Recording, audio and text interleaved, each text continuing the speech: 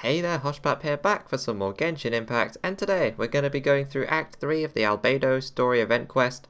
This one is A Secret Born from Ashes, Shadows Amidst Snowstorms Act 3. Head for Albedo's campsite once again. You return to Dragonspine with your tale to meet Albedo at the encampment. The hitherto unknown secret may yet lie buried on this mysterious and perilous snowy mountain. Alright, let's go. Oh, here we go. Albedo! Hello again. Traveler, Paimon. I suppose your story is ready. That it is. Yep. How about you? Do you need some more time? No need. I am also ready to tell my story. Excellent. Paimon calls dibs! Paimon first! Wait, did Paimon create one separate to us, or is there 3 stories to listen to? Please, go ahead. Okay, here goes. Once upon a time, there was an evil researcher who went into the mountains and did a crazy experiment on whopper flowers to transform their appearance.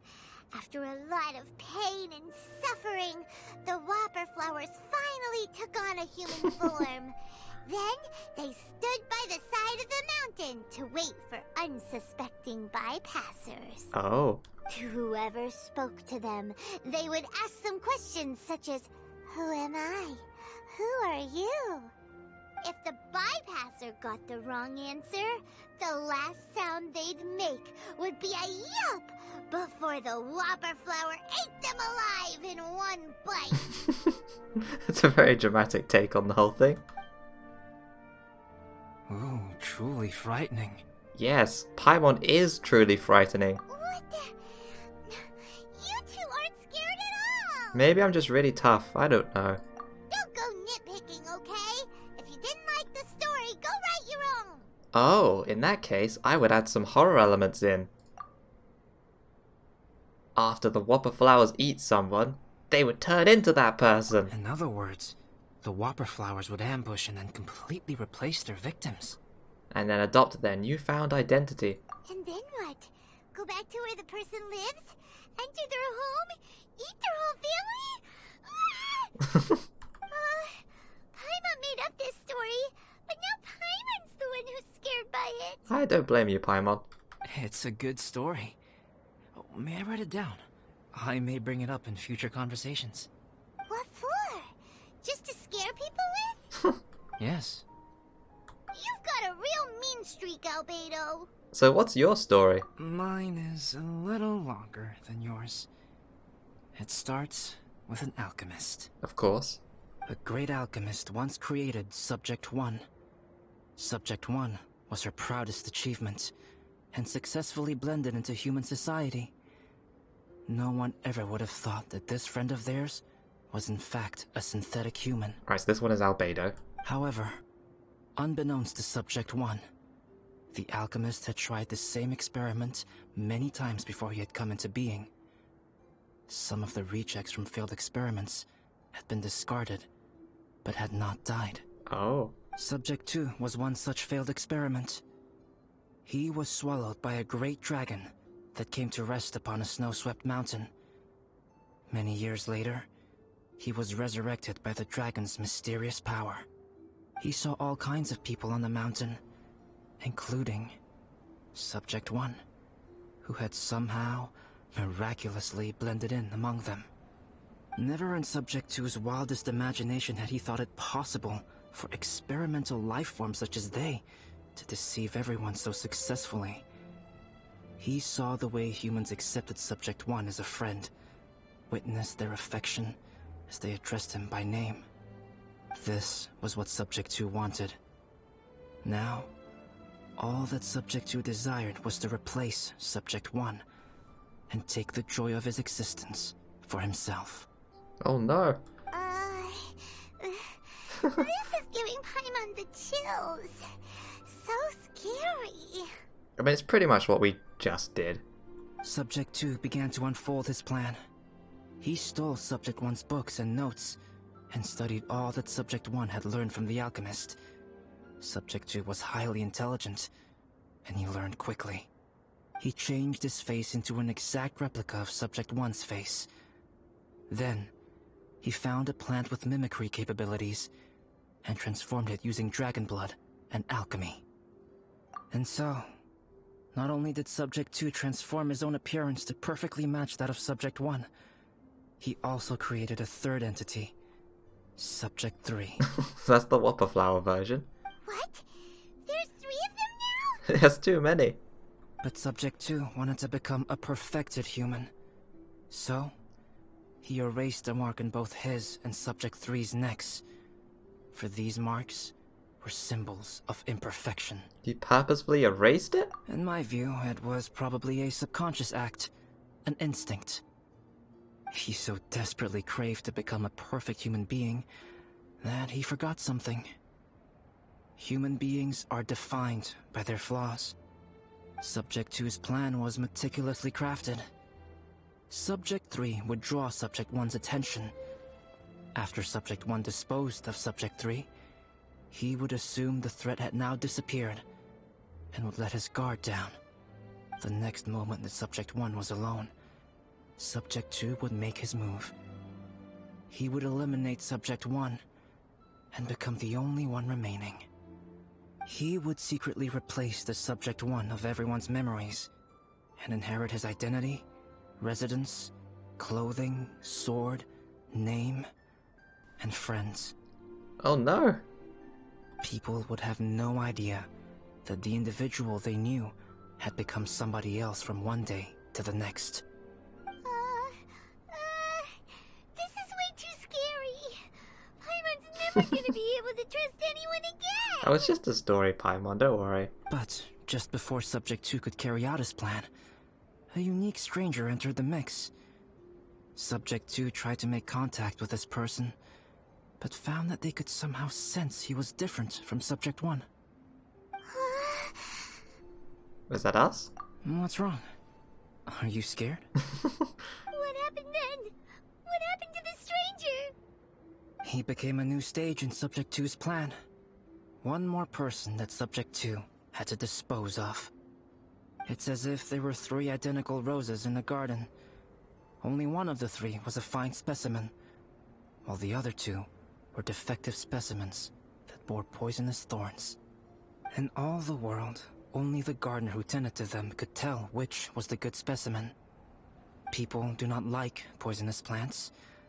Only a perfect rose can fetch a high price.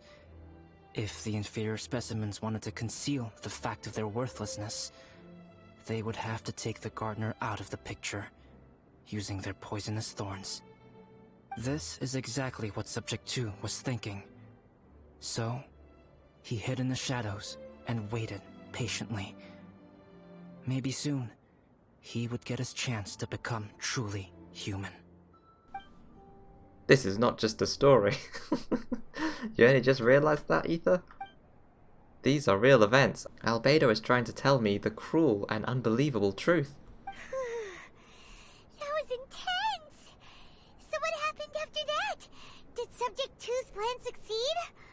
Paimon can't bear thinking about it. Fortunately, it is just a story. And even in this story, Subject 2 did not succeed. But you can never let your guard down on Dragonspine. Monsters mutated with Durin's power and blood are also creatures of Rhine-Daughter, just like me. You must beware of all such creatures. Don't say that. You're not a monster. You're my friend. I'm glad to hear that. It's okay. I know what I am. You and I are both different, so there is no need for me to hide the truth from you. The only thing is that sometimes, when I think about how mighty the power of alchemy is, I feel so small. As beings who set foot in this world, how arrogant are we in desiring to control our destiny, and in desiring to create? Is creation an arrogant act, Traveler? If not, why do we call the ones that created us and control us gods? These are good questions. If it is, then what qualifies us to call ourselves creators? How far must we take our reverence and respect? And what purpose does it serve? How did you feel when you took out the imposter? Nothing special. But whenever I think about it, I feel a twinge of grief. Poor Albedo. Hello? Traveler? Are you here? Hey, is that Amber? Amber's back. Thought we might find you here. Oh, and Eula as well. We're here to deliver a message from Cyrus. There's gonna be a big event down at the base camp, and they want you there too, Traveler. Winter camp is nearing its end. Apparently, even provisional instructors are required to attend. Looks like we need to go, Albedo. Bye for now. Then I won't keep you. I have some things to attend to here, so forgive me for not seeing you down. Don't worry about it. There have been no issues getting up and down the mountain recently. Is everyone ready? Let's not keep them waiting. I wonder if that's got to do with the fact that they're not with Bennett. Easier to get around if you're not constantly getting into accidents. Alright, Act 3 started. I mean, that kind of felt like the end. But I wonder what else this story has in store for us. We should actually teleport down there, otherwise it'll take forever. Huh? Who is this guy? Is he Joel's father? A gigantic version of Joel. Did we find his dad? Aww. Allow me to introduce Yozerv. He's Joel's father. Oh, we found him. It took all this time. Well, we didn't find him. I guess these guys found him. Dad, this is that traveler I was telling you about. The traveler's helped me out loads in the past, and this time we even built a snowman together. He's been lost for like a year now. Joel has told me everything about you. I can't thank you enough. I'm glad you're finally reunited. I'm glad you're okay. Wow, this is amazing. Wait a second. Why is Cyrus discreetly wiping tears away? And what is Pallid doing here? Pallid is the hero of the hour this time. Go on, Pallid. Tell us what happened in your own words. Okay. The weather was fine on that fateful day, and I had a feeling that Lady Luck was smiling down on me. So I trusted my gut and set off to explore somewhere new, somewhere dangerous. Because where there is great danger, there is also great treasure. Why does this sound so hard to believe? Well, it is Reckless Pallid after all. But I had only been away from the group for a short while when I fell down a slope and just started rolling. Uh-oh. Did my bad luck rub off on him when we ran into each other on the mountain? Oh no, Bennett. The place I fell to was somewhere I didn't recognize, and I'd sustained a few injuries. I remember thinking to myself, this is the worst luck I've ever had in my whole life. That could be true then. Then I met Yozerv. He'd heard the sound of me falling and came out to see what was going on. Huh? Wow, so it was completely by chance then. I thought he must have been someone from the Adventurers Guild here for the event, but after a few words of conversation, it was clear that he was having memory problems. He didn't even know his own name. That explains why he never returned. Although I do wonder the timelines of, like, this whole game. Because obviously when we went to Dragonspine it was last year, so has he been lost for an entire year? Maybe. The temperature was freezing, and there was no time to deal with all that there and then, so I convinced him to come back to the camp with me and figure everything else out after we got there.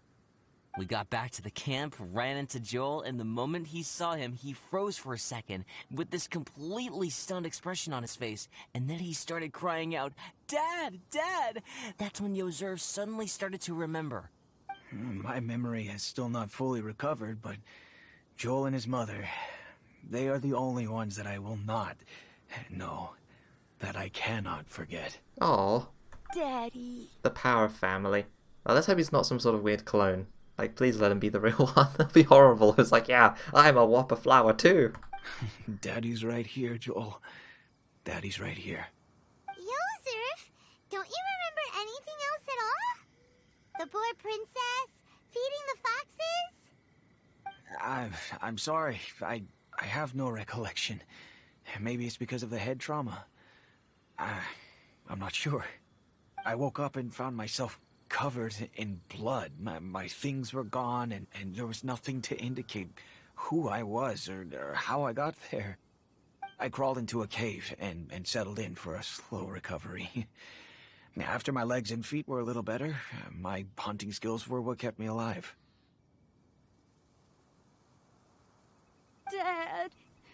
was so worried about you. I'm all right now, Joel. Oh, don't cry. Daddy's not going anywhere. I'm here to stay. Yeah, no more exploring in Dragonspine, Joseph. Oh, this is good. This is good.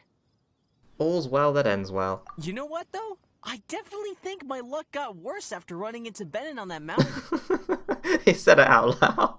I knew it. Ugh, I just...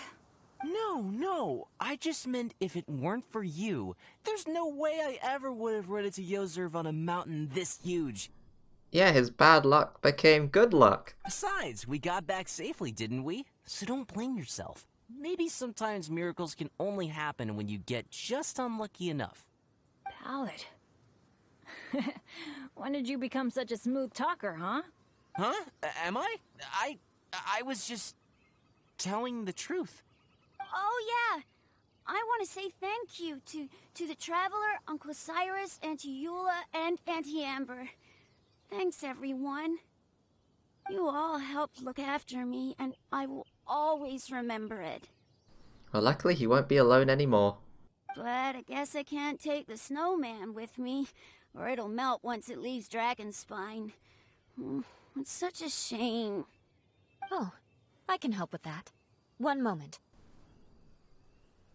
Wait, what can Eula do? Huh? Eula? Here, take this. It's powdered rime. Just add it to your snowman, and it will never melt. Never? Wow! Really? Oh, this is awesome! You're the best, Auntie Eula! Dad, I have an unmeltable snowman now! How cool is that? It's probably like the best present ever for him. How can I ever repay you all? Don't mention it. We are all delighted for you. Thank you all. Thank you from the bottom of my heart. Dad, I want to go move the snowman. Can we do it now, please? Yep, just like a kid, impatient. Okay. I'll be leaving with Joel now. I'm sure I'll see you all another day. Very well, very well. It's time for Pallet and I to have another discussion concerning his breaches of adventurer discipline. Huh? But Cyrus, I think I kind of made up for my mistakes this time, you know? He's still reckless. See you guys! Oh, I made this for you and Amber. Think of it as a winter souvenir. Aw, are you sure? This must be really important to you. Come on now, just take it. No need to make such a fuss. Wow! Now our snowman won't melt either! Great! Thank you, Eula. I'll treasure it. You're welcome. Just keep it. That's all I ask. Amber and I have some business to attend to now. See you later. Oh, that was a happy ending. Everyone's gone. Seems like they've all got their own stuff to do now. So is that the end? Oh! You know what? We've been on Dragonspine all this time, and somehow Paimon still forgot to ask Albedo about how to make a fruit juicifier machine that can keep the juice fresh. Oh, the juicer. Maybe we should try Timaeus again. He does seem pretty eager to please after all. No, don't go and ask Timaeus. No, we have to go and ask Timaeus. Just ask Albedo. Oh, he's right there. Let's speak to these two again. Maybe they've got something to say. Hey, Traveler, it's you. How have things been going recently? Things are going great. Dad still doesn't remember a ton of stuff, but I'm happy to have his company. I found some toys that we used to play with together. Maybe he'll remember a couple more things once he sees them. I mean, I'd be okay even if he doesn't remember everything. We'll find new toys to play with, and we'll make new memories together. Like snowmen. Yeah, like snowmen. I love them. And hide and seek, and building blocks, and reading stories. The snow around here is super thick and white. We've already agreed to go make a snowman shaped like a fox later. Take care of yourself now. Yep, sure will. Oh well, an adventurer gave this to me previously. He said it's a watch that brings you luck. I mean, I found Dad again, so I guess it must be a lucky watch after all. I'll give it to you now. I sure hope it brings you as much luck as it did me. I got a free adventurer's pocket watch? Alright, Joseph. Hello there, we meet again. I remember you. How have you been doing lately? I have been fine, thanks for your concern. That said, my memory is still somewhat foggy. I wonder when it'll all come back to me. Joel's been trying very hard to help me recover those memories. When I look at him, I just think that there's more I could be doing as well. He's happy just having you back. That's true, and I'd be happy accompanying him to do anything. So as long as it makes him happy. I agreed to go build a fox snowman with him. I'm not sure why, but it gives me this warm and familiar feeling. Still, Dragonspine is a very dangerous place. I'll make sure to keep an eye on Joel while we're here.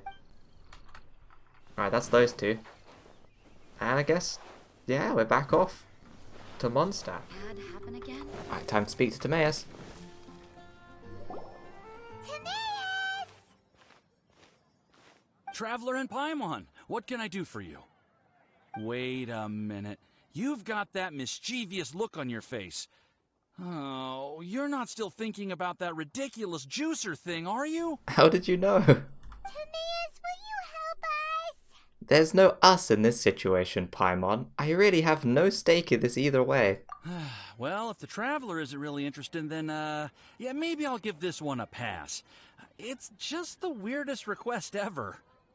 No, but Paimon's Sunsettias are gonna go to waste without it. And the time it would take me to research something like that, I could probably pick those Sunsettias again 10 times over. New research project, Timaeus? Hmm? We meet again. Hey, it's Albedo. How did he get down from the mountain so quick? Oh, Albedo, thank goodness. So the situation is, Paimon wants a machine that can turn fruit into juice and keep the juice fresh. I mean, surely it's... Majorly important, that's what it is. If you can manage to invent this, we'll never have to worry about fruit going bad ever again. That's impossible.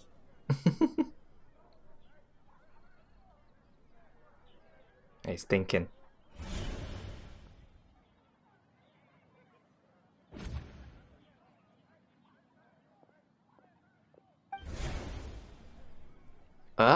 Wait, his neck! Turning fruit into juice is not hard, but keeping it fresh is more difficult. But if you simply want to keep the fruit from rotting, there are many ways to achieve this. Right, Traveler? Exclamation mark, exclamation mark, exclamation mark. Your neck! The mark is back. Is this a prank? What about his neck? What's wrong? Is there something on my neck? No, it's fine. From the look on your face, it's as if you thought I just played a practical joke on you that was in exceedingly poor taste. So it was a prank. Albedo, you were saying, how do you stop fruit from going bad? Well, one way would be to bury your fruit on Dragonspine, where the snow never melts all year round. But then Paimon won't be able to eat them! You could always live on Dragonspine. That's not a good thing.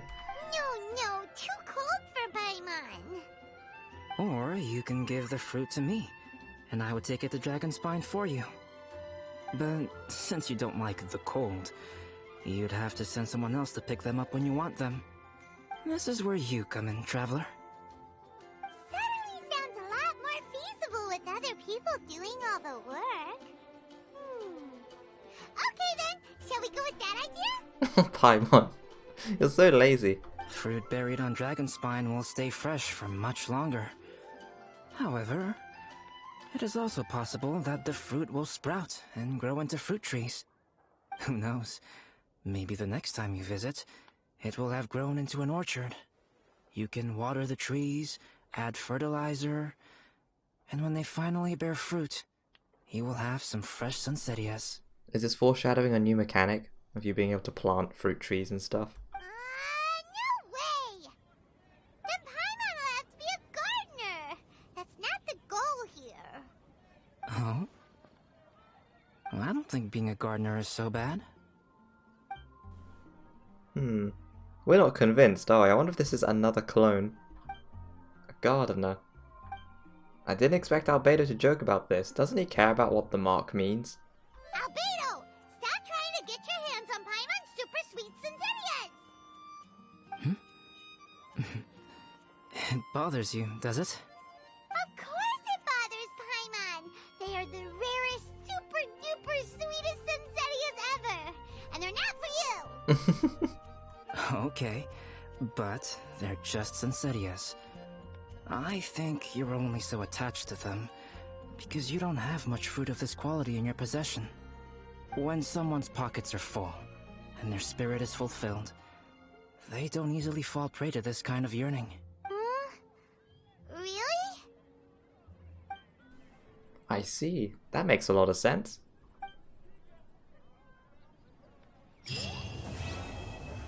Oh, quest completed.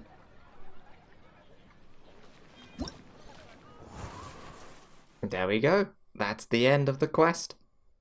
Alright, let's go and do the final bit here and build the last snowman, since we've unlocked that. Let's locate it first. Okay, so it is here with the other ones. That makes it easy. But before we go and do that, let's talk to everyone. Dragonspine is too cold for ordinary fruit trees to survive. But if, one day, Dragonspine did become home to gardens and orchards, there would be more reasons for people to visit. Perhaps a little life is the key to attracting people. Life may exist in all kinds of unfathomable forms, and in all manner of unthinkable environments. Mysterious, yet tenacious. Perhaps this is what makes life so special. I mean, yeah, it's probably right there. Does Timaeus have anything else to say? No, he doesn't have anything else. It's just Albedo. And Sucrose isn't here, so I think that's it. That's the end of the story quest. There's nothing else to do. And what was up with that? So, he made his neck mark disappear for a bit. So either he was doing that on purpose for fun, like the text said, or it's not our Albedo, but it must be though. In the last cinematic we saw him chasing after another one. Could be that one, but it's unlikely. Dragonspine is if, one day, life may exist. It doesn't have any other bits of dialogue. Alright, well, we'll go back to Dragonspine and build the last two snowmen. Very odd. Well, I guess we'll find out more about the whole story next year, because I'm guessing they'll do another story quest towards Christmas time again. Since Albedo is linked with Dragonspine, it makes sense that they do it towards the winter. Shame we have to wait a whole year to continue the story though, but I'm sure the game will release plenty more interesting stories until next year anyway, so there'll be lots to do. Snow. Snow! Alright, time to build the other snowmen. Let's pick the face we want. So we have many duplicates of items. We should probably give some of these away actually.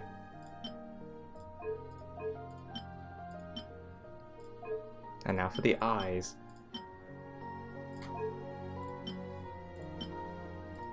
Cool. I wonder how many different types of things there are. I'm guessing 4 of each thing. So we're missing an eye type and a scarf type, but we've got 4 of everything else. Maybe? Yeah, we should go and look at a list later and see what we don't have.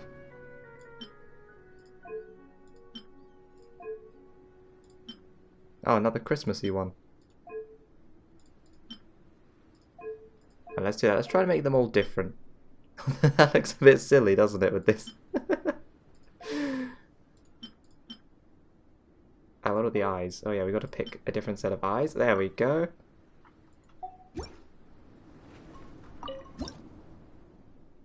And now for the final snowman. This one has a pouty face. Give it regular arms. What's this? That's a strange hat there. We got to give it these eyes. This one actually looks quite funny. Hey, the nose is like the same size as the eyes. And there we go. Those are our 4 snowmen. This one's really funny. Although I love the egg. Look at the happy egg. This is a lot of fun. I think we can go to our... I don't know if it's the friends tab, but there is a tab where we can see what friends want. in terms of snowman stuff. But first of all, let's go and claim some of these gifts. Oh, we actually got some furniture pieces. I guess these are used in the Serenity pot. That'd be cool. We can go and build our snowman there. And there's so many primo gems we got for this event. Snowman components. Let's exchange components. No one sent me anything. Well, that makes sense. Let's see if other people have the other items. They need these things. Wait, maybe we do have everything then, because I think it's just because we used the arm. It wasn't available to use again, so we might have everything. Unless there's an eye type that's missing. I can have a wish list. Okay. Yeah, I've got one of everything, it seems, so I don't need anything else. I can gift some of these ones. Some of the hands. Yeah, I'm pretty sure I have everything. Okay, well, that means we were very lucky then. Oh yeah, so that makes sense why they weren't showing up. Right, yeah, it definitely is because we used them. So the egg eyes are the other type of eyes. Cool. Well, let's go and give some things away, I guess.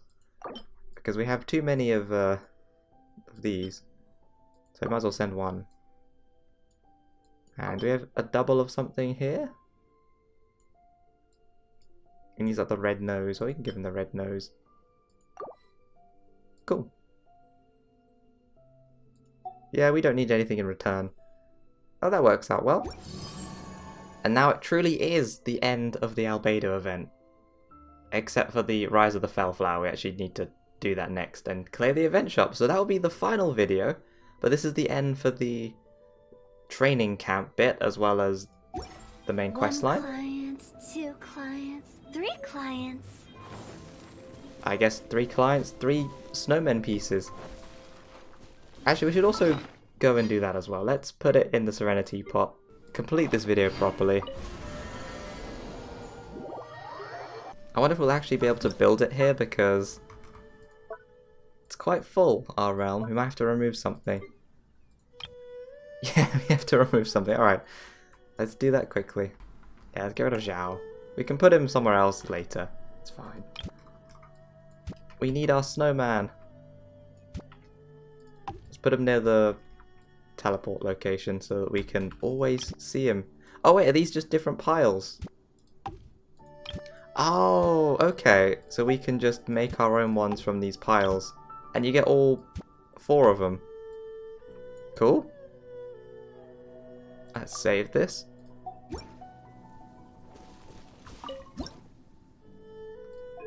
Ah, and you can build it from all the parts we've kept. That's nice. We can just do it all over again. Exactly how we did before. Ha! There we go. Did we just build the same snowman again? Oh wait, no, we picked a different scarf. It's okay. And I think a different mouth too. Yeah, that works out well. Thanks to Eula, we have never melting snow. Which is a good thing too, because this sun seems quite bright and would definitely melt this snow.